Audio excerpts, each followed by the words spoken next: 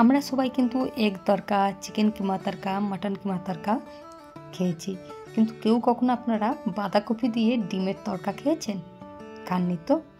চলুন আজকে বাঁধাকপি দিয়ে ডিমের কিমা তরকা কীভাবে বানানো হয় সেই রেসিপিটাই আপনাদের সাথে শেয়ার করছি। এটা আমার নিজস্ব রেসিপি আর খুবই টেস্টি হয়। আপনারা ভাববেন তো বাঁধাকপি দিয়ে আবার ডিমের কি তরকা, এটা আবার কোন ধরনের রেসিপি? একবার বাড়িতে অবশ্যই ট্রাই করবেন। এর জন্য প্রথমেই আমি একটা পাত্রের মধ্যে 3টে ডিম নিয়ে নিচ্ছি। ডিমটাকে ফাটিয়ে নিতে হবে। ডিমের মধ্যে দিয়ে দেবো অল্প পরিমাণে লবণ আর গোলমরিচের গুঁড়ো। লবণ গোলমরিচের গুঁড়ো দেওয়ার পর ডিমটাকে খুব ভালো করে ফেটিয়ে নিয়েছি। চুলার মধ্যে কড়াই বসিয়েছি। কড়াই গরম হয়ে যাওয়ার পর তেল দিয়েছি। তেল গরম হয়ে যাওয়ার পর ওর মধ্যে ফেটানো ডিমটা দিয়ে যে ডিমকে ঝুরো ঝুরো ভেজে নিচ্ছি। দেখুন ডিম ভাজা হয়ে গেছে, কড়াই থেকে তুলে নিলাম। এবার ওই কড়াইয়ের মধ্যে একটু বেশি পরিমাণে তেল দিয়েছি।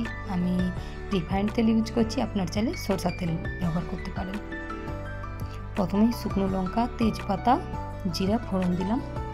এবারে দিচ্ছি গোটা গরম মশলা, দারচিনি, লবঙ্গ, এলাচ দিয়ে খুব ভালো করে ফোড়নটা ভেজে নিচ্ছি। ফোড়ন থেকে মিষ্টি গন্ধ আসার পর ওর মধ্যে দিয়ে দিচ্ছি পেঁয়াজের কিমা। পেঁয়াজগুলো দেখুন কত ছোট ছোট করে কুচিয়েছি, কুচানো বলবো না, এটাকে কিমাই বলবো। এবারে দিয়ে দিচ্ছি একটু কালারের জন্য কাশ্মীরি লঙ্কার গুঁড়ো। কাশ্মীরি লঙ্কার গুঁড়োকে জলে গুলিয়ে দিয়ে দিলাম। কাশ্মীরি লঙ্কার গুঁড়ো বেশি ভাজতে যাবেন না, তাহলে তেতো হয়ে যাবে। এবারে দিয়েছি আদা রসুন বাটা। এবার আদা রসুন বাটা দিয়ে খুব ভালো করে কষিয়ে নিতে হবে যতক্ষণ না পর্যন্ত মশলা থেকে কাঁচা গন্ধটা চলে যাচ্ছে। এবারে দিয়ে দিচ্ছি হলুদ গুঁড়ো, লঙ্কার গুঁড়ো। এটা কিন্তু ঝাল লঙ্কার গুঁড়ো, আগেরটা ছিল কাশ্মীরি লঙ্কার গুঁড়ো। দেখুন মশলা হালকা কষিয়ে ওর মধ্যে দিয়ে দিচ্ছি টমেটো পেস্ট। আমি সব মশলাগুলোকে মিক্সিতে পেস্ট করে নিয়েছি।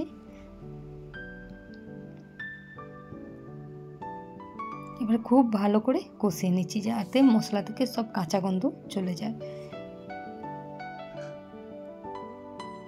দেখুন মশলা কিন্তু তেল ছেড়ে দিয়েছে। একটু ঢেকে দিলাম 2 মিনিটের জন্য।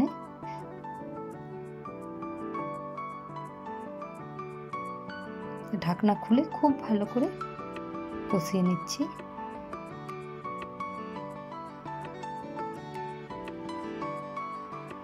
এবারেতে দিচ্ছি বাঁধাকপির কিমা। বাঁধাকপিটাকে আগেই আমি ধুয়ে নিয়েছি। ধুয়ে এখন যে 10 টাকা দামি যে গ্রেটারটা পাওয়া যায় না, মার্কেটে এখন সহজেই অ্যাভেলেবেল এগুলো, তো তার মধ্যে আমি গ্রেট করে নিয়েছি বা কুড়িয়ে নিয়েছি। আপনার চাইলে যে হ্যান্ড চোপার বা চোপার হ্যান্ড হোক বা ইলেকট্রিক চোপারের মধ্যে আপনার কিমা বানিয়ে নিতে পারেন। বাঁধাকপি দিয়ে খুব ভালো করে কষিয়ে নিচ্ছি।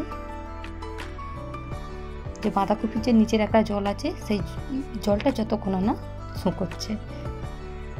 আমি কিন্তু সবজির মধ্যে লবণ দিয়েছি, এখানে কিন্তু লবণ দেওয়ার কোনো ভিডিওই নেই, হয়তো কোনোভাবে এডিট করার ভুলে গেছি। এবারে দিয়ে দিচ্ছি অল্প পরিমাণে জল। জলের পর দিয়ে দিলাম ফ্রোজেন মটর আর দিয়ে দিচ্ছি ক্যাপসিকাম বা শিমলা মির্চ কুচি। সব আমি ছোট ছোট করে কিমা করে নিয়েছি। আমি এটা এগ দিয়ে বানাচ্ছি, আপনারা চাইলে উইথাউট এগও বানাতে পারেন যারা ভেজিটেরিয়ান।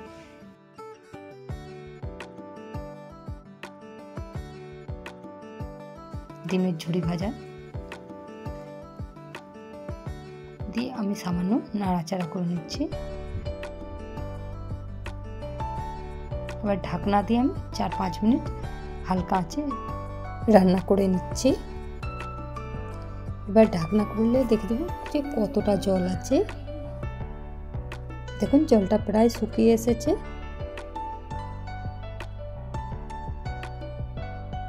এই স্টেজে এর মধ্যে দিয়ে দেবো অল্প পরিমাণে গরম মশলা আর সাজানোর জন্য দিয়ে দিচ্ছি উপর থেকে টমেটোর শিমলা মির্চ কুচি আর দিয়ে দিচ্ছি অনেকটা পরিমাণে ধনেপাতা কুচি। এবারে দিয়ে দিচ্ছি অল্প পরিমাণে চিনি।